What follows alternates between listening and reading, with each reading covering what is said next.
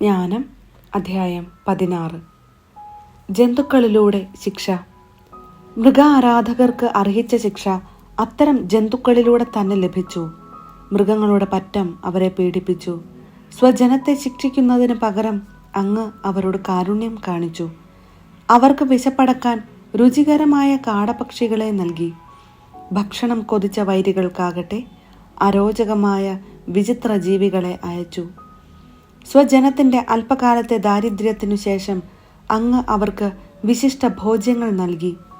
ആ മർദ്ദകർക്ക് കഠിന ദാരിദ്ര്യം നൽകുക ആവശ്യകമായിരുന്നു. ശത്രുക്കളെ എത്രമാത്രം അങ്ങ് പീഡിപ്പിച്ചുവെന്ന് അങ്ങയുടെ ജനത്തെ ഇതുവഴി കാണിച്ചു കൊടുത്തു. അവിടുത്തെ ജനം വന്യമൃഗങ്ങളുടെ ക്രൗര്യത്തിനിരയാകുകയും സർപ്പദംശനമേറ്റ് നശിക്കുകയും ചെയ്തപ്പോൾ അങ്ങയുടെ ക്രോധം നീണ്ടുനിന്നില്ല. അവർ അല്പകാലം താക്കീതെന്ന നിലയിൽ പീഡനമേറ്റു. അങ്ങയുടെ നിയമത്തിലെ അനുശാസനങ്ങൾ ഓർമ്മിപ്പിക്കാൻ അവർക്ക് രക്ഷയുടെ അടയാളം നൽകി. അതിലേക്ക് നോക്കിയവർ രക്ഷപ്പെട്ടു. അവർ കണ്ട വസ്തുവിനാലല്ല, എല്ലാറ്റിൻ്റെയും രക്ഷകനായ അങ്ങ് മൂലം രക്ഷപ്പെട്ടു. അങ്ങാണ് ഞങ്ങളെ തിന്മയിൽ നിന്ന് രക്ഷിക്കുന്നതെന്ന് ഞങ്ങളുടെ ശത്രുക്കളെ അങ്ങ് ഇതുവഴി ബോധ്യപ്പെടുത്തി. വെട്ടുകിളികളുടെയും ഈച്ചകളുടെയും ഉപദ്രവത്താൽ അവർ മരിച്ചു വീണു. അവർക്ക് ഉപശാന്തി ലഭിച്ചില്ല. ഇത്തരത്തിലുള്ള ശിക്ഷയ്ക്ക് അവർ അർഹരായിരുന്നു. അങ്ങയുടെ മക്കളെ വകവരുത്താൻ വിഷസർപ്പത്തിൻ്റെ പല്ലിനും കഴിഞ്ഞില്ല. അങ്ങയുടെ കാരുണ്യം രക്ഷയ്ക്കെത്തി അവരെ സുഖപ്പെടുത്തി. അങ്ങയുടെ കൽപ്പനകൾ അനുസ്മരിപ്പിക്കാൻ അവർ ദംശിക്കപ്പെട്ടു. എന്നാൽ അവിടുന്ന് അവരെ അതിവേഗം രക്ഷിച്ചു. അല്ലെങ്കിൽ ആഴമുള്ള വിസ്മൃതിയിലാണ്ട് അങ്ങയുടെ കാരുണ്യം അനുഭവിക്കാൻ അവർക്ക് ഇടയാകാതെ പോകുമായിരുന്നു. കർത്താവേ, മരുന്നോ ലേപനൌഷധമോ അല്ല, എല്ലാവരെയും സുഖപ്പെടുത്തുന്ന അങ്ങയുടെ വചനമാണ് അവരെ സുഖപ്പെടുത്തിയത്. ജീവന്റെയും മരണത്തിൻ്റെയും മേൽ അങ്ങേക്ക് അധികാരമുണ്ട്.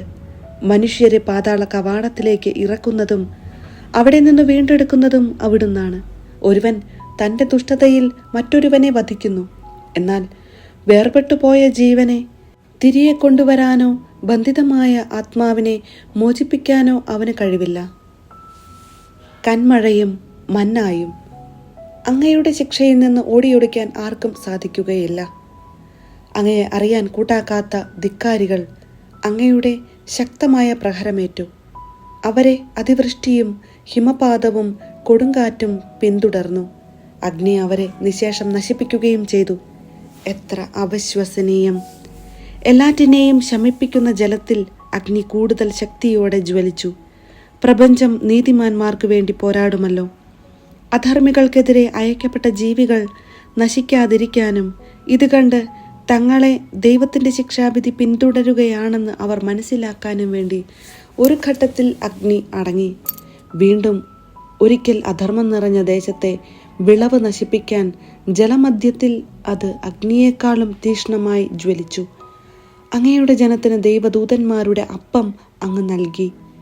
അവരുടെ അധ്വാനം കൂടാതെ തന്നെ ഓരോരുത്തർക്കും ആസ്വാദ്യമായ വിധം പാകപ്പെടുത്തിയ ഭക്ഷണം സ്വർഗത്തിൽ നിന്ന് അവർക്ക് അങ്ങ് നൽകി.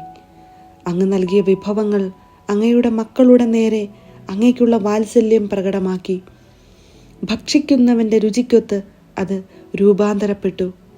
ഹിമപാതത്തിൽ ആളിക്കത്തിയതും വർഷധാരയിൽ ഉജ്ജ്വലിച്ചതുമായ അഗ്നി ശത്രുക്കളുടെ വിള നശിപ്പിച്ചെന്ന് അവർ അറിയാൻ തക്ക വിധം മഞ്ഞും മഞ്ഞുകട്ടിയും അഗ്നിയിലുരുകിയില്ല.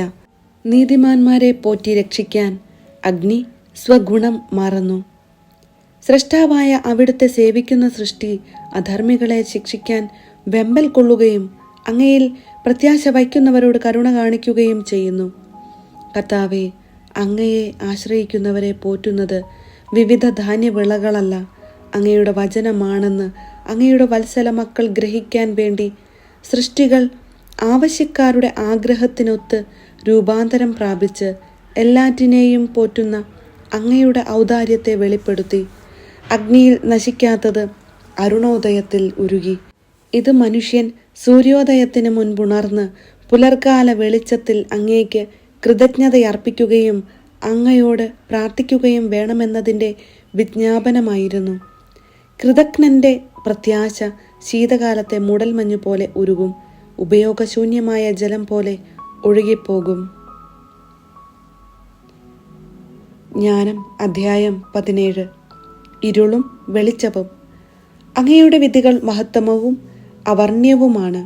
അതിനാൽ ശിക്ഷണം ലഭിക്കാത്തവർ വഴിതെറ്റിപ്പോകുന്നു. വിശുദ്ധ ജനം തങ്ങളുടെ പിടിയിൽ അമർന്നെന്ന് കരുതിയ ധിക്കാരികൾ അന്ധകാരത്തിന് അടിമകളും നീണ്ട രാത്രിയുടെ തടവുകാരുമാണ്. നിത്യപരിപാലനയിൽ നിന്ന് പുറന്തള്ളപ്പെട്ട് അവർ അവയുടെ ഉള്ളിൽ അടയ്ക്കപ്പെട്ടു. വിസ്മൃതിയുടെ ഇരുണ്ട മറയ്ക്കുള്ളിൽ തങ്ങളുടെ രഹസ്യപാപങ്ങൾ കണ്ടുപിടിക്കുകയില്ലെന്ന് തെറ്റിദ്ധരിച്ച അവർ ഭയചകിതരായി ചിതറിപ്പോയി. ദുർഭൂതങ്ങൾ അവരെ ഭയാക്രാന്തരാക്കി. ഉള്ളറകളിലായിരുന്നിട്ടും അവർ ഭയവിമുക്തരായില്ല. അവർക്ക് ചുറ്റും ഭീകര ശബ്ദം മുഴങ്ങി. ഇരുണ്ട ഉഗ്രസത്വങ്ങൾ അവരെ വേട്ടയാടി. അഗ്നിക്ക് പ്രകാശം പകരാൻ സാധിച്ചില്ല. നക്ഷത്രങ്ങളുടെ ദീപ്തരശ്മികൾ ആ വെറുക്കപ്പെട്ട രാത്രിയെ പ്രകാശിപ്പിച്ചില്ല. സ്വയം ജ്വലിച്ചതും ഭീകരവുമായ ഒരു അഗ്നിയെന്നിയെ മറ്റൊന്നും അവരുടെ മേൽ പ്രകാശിപ്പിച്ചില്ല. തങ്ങൾ കാണുന്ന വസ്തുക്കൾ അദൃശ്യ വസ്തുക്കളെക്കാൾ ഭീകരമാണെന്ന് അവർക്ക് തോന്നി. അവരുടെ മാന്ത്രിക കലയുടെ വ്യാമോഹം തറപറ്റി. അവർ അഭിമാനം കൊണ്ട ആ വിദ്യ പരിഹാസ്യമായി. രോഗബാധിതമായ മനസ്സിൻ്റെ ഭയവും വിഭ്രാന്തിയും മാറ്റാമെന്നേറ്റവർ തന്നെ പരിഹാസ്യമായ ഭയത്തിന് അടിമപ്പെട്ടു. ഭയപ്പെടാൻ ഒന്നും ഇല്ലാതിരുന്നിട്ടും അവർ മൃഗങ്ങൾ പോകുമ്പോഴും സർപ്പങ്ങളുടെ സിൽക്കാരം കേൾക്കുമ്പോഴും പേടിച്ചു വിറച്ചു. അവർ ഭയം കൊണ്ട് വിറച്ചു നശിച്ചു. ഒരിടത്തു നിന്നും ഒഴിവാക്കാൻ വയ്യാത്ത വായുവിൽ പോലും കണ്ണു തുറന്നു നോക്കാൻ അവർക്ക് ധൈര്യമില്ല. തിന്മ ഭീരുത്വം നിറഞ്ഞതാണ്. അത് തന്നെ ശിക്ഷിക്കുന്നു. മനസാക്ഷിയുടെ സമ്മർദ്ദത്തിൽ അത് പ്രതിബന്ധത്തെ പർവ്വതീകരിക്കുന്നു. ആലോചനാശീലത്തിൽ നിന്നു വരുന്ന സഹായത്തെ ഭയം എപ്പോഴും തിരസ്കരിക്കുന്നു. സഹായം ലഭിക്കുമെന്നുള്ള ആന്തരികമായ പ്രതീക്ഷ എത്ര ദുർബലമാണോ അത്രത്തോളം പീഡനത്തിൻ്റെ കാരണത്തെക്കുറിച്ചുള്ള അജ്ഞതയെ ഭയം ഇഷ്ടപ്പെടുന്നു. അശക്തമായ പാതാളത്തിൽ നിന്ന് എത്തിയ അശക്തമായ രാത്രി തങ്ങളെ ചൂഴ്ന്നപ്പോൾ അവർ ഒരേ ഉറക്കത്തിൽ മുഴുകി. ചിലപ്പോൾ ഭീകരഭൂതങ്ങളെ കണ്ട് അവർ ചകിതരായി. മറ്റു ചിലപ്പോൾ മനം തകർന്ന് മരവിച്ചു. കാരണം അപ്രതീക്ഷിതമായി പെട്ടെന്ന് ഭയം അവരെ ഗ്രസിച്ചു. അവിടെയുണ്ടായിരുന്നവരെല്ലാവരും ലോഹനിർമ്മിതമല്ലാത്ത ഈ തടവറയിൽ അടയ്ക്കപ്പെട്ടു. കർഷകനോ ഇടയനോ ഏകാഗിയായ തൊഴിലാളിയോ ആകട്ടെ, അവർ പിടിക്കപ്പെടുകയും അനിവാര്യമായ ശിക്ഷയ്ക്ക് വിധിക്കപ്പെടുകയും ചെയ്തു. ഏവരും ഒരേ അന്ധകാരത്തിൻ്റെ ശൃംഖലയാൽ ബന്ധിതരായിരുന്നു. കാറ്റിൻ്റെ സിൽക്കാരമോ പന്തലിച്ച വൃക്ഷത്തിൽ പക്ഷികളുടെ കളകളാരവമോ പാഞ്ഞൊഴുകുന്ന ജലത്തിൻ്റെ താളമോ പാറകൾ പിളർക്കുന്ന പരുഷ ശബ്ദമോ ചാടിയോടുന്ന മൃഗങ്ങളുടെ അദൃശ്യമായ ഓട്ടമോ ഹിംസ്ര മൃഗങ്ങളുടെ ഗർജനമോ പർവ്വത ഗുഹകളിൽ നിന്നുള്ള മാറ്റുലിയോ എന്തും അവരെ ഭയം കൊണ്ട് സ്തബ്ധരാക്കി.